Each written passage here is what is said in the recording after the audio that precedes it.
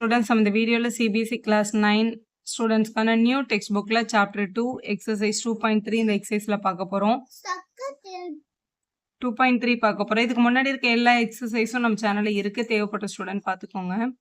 A student has rupees 500 in her saving bank account. She gets rupees 150 every month as a pocket money. How much money will she have at the end of every month from the second month onwards? Find a linear expression to represent the amount she will have in the nth month அப்படின்னு கேட்டிருக்காங்க.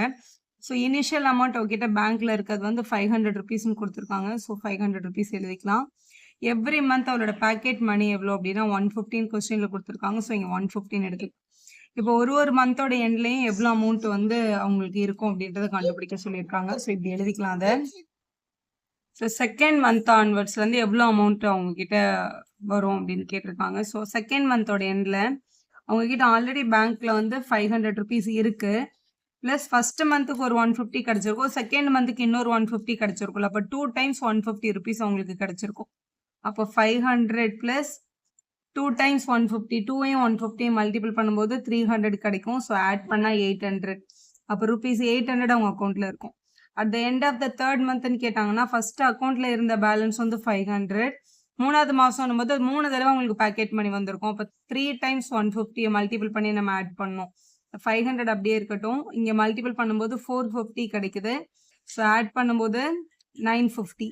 So fourth மந்த்தில் அதே மாதிரி packet மணி already saving 500, packet மணி வந்து 4 times 150 கிடைச்சிருக்கும். So இதை multiple பண்ணும்போது 600 கிடைக்குது. ஸோ ஆட் பண்ணிடலாம்.